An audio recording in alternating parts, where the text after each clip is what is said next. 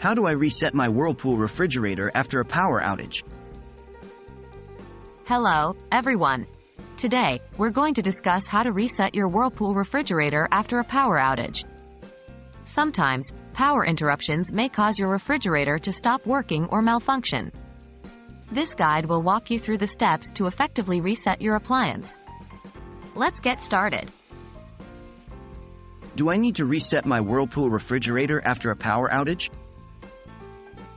After a power outage, your refrigerator should reset itself when the power is restored.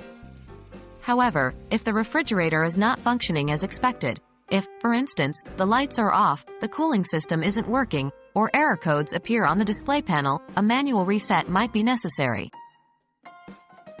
How do I know if my refrigerator is experiencing problems?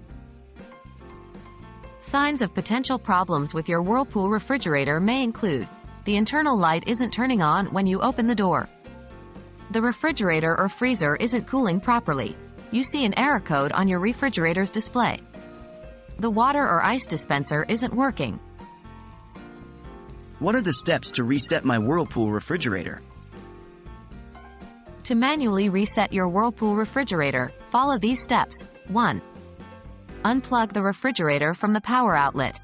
2. Wait for about 10 minutes. This allows the appliance to fully reset. 3. After waiting, plug the refrigerator back into the outlet. 4.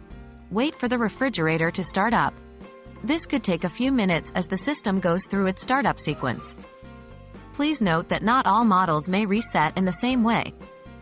If these steps don't work, you may need to refer to your refrigerator's user manual or contact Whirlpool customer service for further assistance. What should I do if my refrigerator still doesn't work?